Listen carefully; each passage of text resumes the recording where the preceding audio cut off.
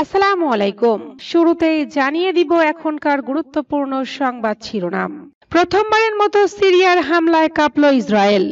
1100 KG বিস্ফোরকে Crimea সেতু কাঁপিয়ে দিল ইউক্রেন। হতবাক পুতিন। ইসরায়েলকে বিশ্ব থেকে বিচ্ছিন্ন করতে মরিয়া ইয়েমেনের হুতি গোষ্ঠী। ট্রাম্পের ফোনের পর আত্মসমর্পণ করেন মোদি। পরমাণু ইস্যুতে ইরানের দৃঢ় অবস্থানের কাছে নত হল যুক্তরাষ্ট্র। যে কোনো হুমকি মোকাবেলায় প্রস্তুত ইরানের সশস্ত্র বাহিনীর হুঁশিয়ারি। শুনছিলেন সংবাদ শিরোনাম, এবার বিস্তারিত। তবে তার আগে অনুরোধ থাকবে ভিডিওতে একটি লাইক দিন এবং কোথায় থেকে আমাদের ভিডিওটি দেখছেন কমেন্টে জানিয়ে দিন। প্রথমবারের মতো সিরিয়ার হামলায় কাঁপল ইসরায়েল। সিরিয়া থেকে ইসরায়েলের অধিকৃত গোলান হাইটসের দিকে দুটি রকেট নিক্ষেপ করা হয়েছে বলে দাবি করেছে ইসরায়েল। ইসরায়েলি গণমাধ্যমের মতে সিরিয়া থেকে রকেট নিক্ষেপের ফলে দক্ষিণ গোলান হাইটস এবং ইসরায়েলের বেশ কয়েকটি এলাকায় সাইরেন বাজানো হয়। ইসরায়েলের সরকারি সম্প্রচারক দাবি করেছে দক্ষিণ সিরিয়া থেকে নিক্ষেপ করা দুটি রকেট ইসরায়েলি অধিকৃত গোলান হাইটসের কাছে খোলা জায়গায় আঘাত করেছে।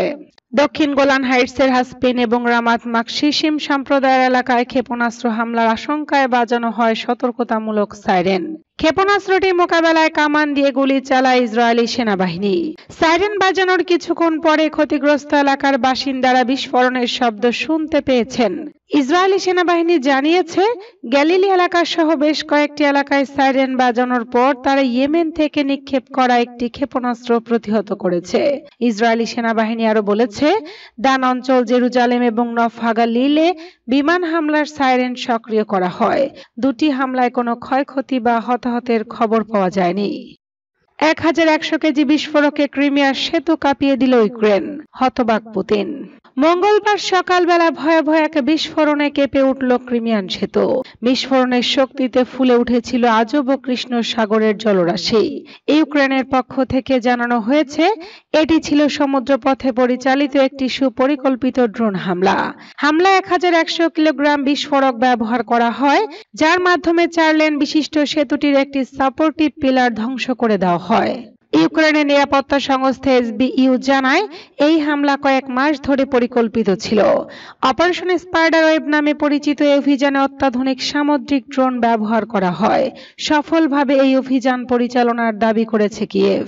ক্রিমিয়া রাশিয়ার জন্য একটি কৌশলগত গুরুত্বপূর্ণ অঞ্চল। আজব ও কৃষ্ণ সাগরের মধ্য দিয়ে বিভিন্ন বাণিজ্যিক ও সামরিক জাহাজ চলাচল করে, যার বেশিরভাগই ক্রিমিয়ার বন্দর হয়ে যায়। এই কারণে সেতুটি রাশিয়ার জন্য শুধু যোগাযোগের মাধ্যম নয়, বরং একটি সামরিক ও অর্থনৈতিক লাইফলাইন। 2022 ও 23 সালে ইউক্রেনে সেতুর উপর আঘাত হানে। 19 কিলোমিটার দীর্ঘ এই সেতুটি রাশিয়া থেকে সরাসরি ক্রিমিয়া দ্বীপকে যুক্ত করে। রুশ নিয়ন্ত্রিত ক্রিমিয়া কর্তৃপক্ষ জানায় হামলাটি সেতুর একটি সাপোর্টিভ লেনের তলদেশে আঘাত করেছে।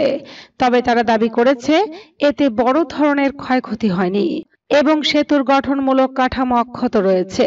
নিরাপত্তাজনিত কারণে কয়েক ঘন্টার জন্য সেতুতে চলাচল বন্ধ রাখা হয়। এছাড়া রাশিয়া দাবি করেছে কিয়েভের ষড়যন্ত্র পুরোপুরি সফল হয়নি। ক্রিমিয়া সেতু নির্মাণে কয়েক শত বিলিয়ন ডলার খরচ করে রাশিয়া। রুশ প্রেসিডেন্ট ভ্লাদিমির পুতিনের ব্যক্তিগত প্রকল্প হিসেবে এটি বিবেচিত হয়। এই সেতু ব্যবহার করে 2022 সালে রাশিয়া ইউক্রেনে অভিযান শুরু করে এবং খেরসন ও জাপোরিয়েঝিয়া অঞ্চলের দখল নেয়। তাই এই সেতুর উপর হামলা মানে রাশিয়ার সামরিক ও রাজনৈতিক উচ্চাকাঙ্ক্ষার উপর সরাসরি আঘাত। ইসরায়েলকে বিশ্ব থেকে বিচ্ছিন্ন করতে মরিয়া ইয়েমেনের হুতি গোষ্ঠী। ইয়েমেনের হুতি গোষ্ঠী একদিকে যেমন দেহে মনে রক্তাক্ত, অন্যদিকে প্রতিপক্ষ ইসরায়েল ও তার মিত্রদের মোকাবেলায় দিচ্ছে চরম জবাব। নিজেদের সার্বভৌমত্ব রক্ষা এবং ফিলিস্তিনিদের স্বাধীনতার সংগ্রামের প্রতি সংহতি জানিয়ে ইসরায়েলের বিরুদ্ধে সরাসরি হামলায় যুক্ত হয়েছে তারা। হুতিদের ঘোষণা অনুযায়ী যতক্ষণ গাজায় ইসরায়েলের আগ্রাসন চলবে, ততক্ষণ তারা ইসরায়েলের নৌ আকাশপথ অবরোধ চালিয়ে যাবে। হুতি গোষ্ঠী সম্প্রতি ইসরায়েলের বেন গুরিয়ন আন্তর্জাতিক বিমানবন্দরের দিকে একটি হাইপারসনিক ব্যালিস্টিক ক্ষেপণাস্ত্র নিক্ষেপ করেছে। ফলস্বরূপ একটি মার্কিন সামরিক পরিবহন বিমান অবতরণ করতে পারেনি। আতঙ্কের কারণে কিছু সময়ের জন্য বিমানবন্দরের কার্যক্রম স্থগিত রাখতে হয়। ফিলিস্তিন টু ক্যাটাগরি ক্ষেপণাস্ত্র দিয়ে চালানো এই হামলা সফল হয়েছে বলে গোষ্ঠীর মুখপাত্র ব্রিগেডিয়ার জেনারেল ইয়াহিয়া সারি দাবি করেছেন। ইয়েমেন থেকে ছোড়া ক্ষেপণাস্ত্রের শব্দে ইসরায়েলের বিভিন্ন অঞ্চলে বাজতে থাকে জরুরি সাইরেন। আতঙ্কে আশ্রয় কেন্দ্রের দিকে ছুটে যান বাসিন্দারা। ইসরায়েলের প্রতিরক্ষা বাহিনী জানায় তারা ক্ষেপণাস্ত্র শনাক্ত করে প্রতিহত করেছে। তবে সাধারণ মানুষের মধ্যে ভয় ও আতঙ্ক ছড়িয়েছে ব্যাপকভাবে। ট্রাম্পের ফোনের পর আত্মসমর্পণ করেন মোদি। ভারতের বিরোধী দলীয় নেতা রাহুল গান্ধী বলেছেন, যুক্তরাষ্ট্রের প্রেসিডেন্ট ডোনাল্ড ট্রাম্পের ফোনের পর প্রধানমন্ত্রী নরেন্দ্র মোদি পাকিস্তানের বিরুদ্ধে আত্মসমর্পণ করেন। মঙ্গলবার ভোপালে দলীয় একটি সম্মেলনে বক্তব্য রাখার সময় এমন মন্তব্য করেন তিনি। গত 7 মে পাকিস্তানে মিসাইল ছুড়ে ভারত। এর জবাবে পাকিস্তানও ভারতে পাল্টা হামলা চালায়। এই হামলা পাল্টা হামলার মধ্যে ভারতের অন্তত 5টি যুদ্ধ বিমান ভূপাতিত করে পাকিস্তান। এরপর 11 মে দুই দেশে যুদ্ধ বিরতিতে রাজি হয়। রাহুল দলীয় কর্মীদের উদ্দেশ্যে আরো জানান, 1971 সালে বাংলাদেশের স্বাধীনতা যুদ্ধের সময় যুক্তরাষ্ট্র 7ম নৌবহর পাঠালেও তাদের কাছে নথি স্বীকার করেননি তৎকালীন প্রধানমন্ত্রী ইন্দিরা গান্ধী। তিনি বলেন, ট্রাম্পের কাছ থেকে একটি ফোন আসে আর নরেন্দ্র মোদী সঙ্গে সঙ্গে আত্মসমর্পণ করেন। ইতিহাস সাক্ষী। এটি হলো বিজেপি আরএসএস এর চরিত্র। তারা সব সময় নথি স্বীকার করে। তিনি আরো বলেন, যুক্তরাষ্ট্রের হুমকি সত্ত্বেও ভারত 1971 সালে পাকিস্তানকে দ্বিখণ্ডিত করে। কংগ্রেসের বাব্বর শের এবং সিংহী সুপার পাওয়ারদের সঙ্গে লড়াই করে। তারা কখনো নথি স্বীকার করে না। রাহুল বলেন, 1971 সালের যুদ্ধের সময় কোনো ফোন আসেনি। যদিও মার্কিন 7ম বহর অস্ত্র এবং একটি বিমানবাহী রণতরী এসেছিল। ইন্দিরা গান্ধী ওই সময় আত্মসমর্পণ করেননি। পরমাণু ইস্যুতে ইরানের দৃঢ় অবস্থানের কাছে নত হল যুক্তরাষ্ট্র। চিরকাল ইরানের পারমাণবিক কর্মসূচিকে নিয়ন্ত্রণে রাখার কৌশল গ্রহণ করেছে যুক্তরাষ্ট্র। বিশেষ করে ইউরেনিয়াম সমৃদ্ধকরণ ইস্যুতে দেশটির অবস্থান সবসময় ছিল কঠোর। কিন্তু নিউ ইয়র্ক টাইমের সাম্প্রতিক এক প্রতিবেদনের দাবি, সেই কঠোর অবস্থানে পরিবর্তন এনেছে ওয়াশিংটন। স্বল্প মাত্রায় ইউরেনিয়াম সমৃদ্ধ করার অনুমতি দিয়েই ইরানকে একটি নতুন অন্তর্বর্তী পারমাণবিক চুক্তির প্রস্তাব দিয়েছে যুক্তরাষ্ট্র। যুক্তরাষ্ট্রের বর্তমান প্রেসিডেন্ট ডোনাল্ড ট্রাম্পের দ্বিতীয় মেয়াদের শুরু থেকেই ইরানের সঙ্গে নতুন পারমাণবিক চুক্তির বিষয়ে আলোচনা চলছে। তবে ইউরেনিয়াম সমৃদ্ধকরণ প্রশ্নে দুই পক্ষের বিপরীতমুখী অবস্থান এখনো চূড়ান্ত সমঝোতার পথে বড় বাধা হয়ে আছে। ট্রাম্প এর আগেও বারবার বলেছেন, ইরানকে ইউরেনিয়াম সমৃদ্ধ করার অনুমতি দেওয়া হবে না। এমনকি গত সোমবার ট্রুথ সোশ্যাল প্ল্যাটফর্মে দেওয়া পোস্টে ট্রাম্প আবারও তার দৃঢ় অবস্থান পুনর্ব্যক্ত করেন। তবে বাস্তবতা বলছে, ইরান নিজেদের শান্তিপূর্ণ পারমাণবিক কর্মসূচির অধিকার থেকে এক চুলও সরে আসেনি।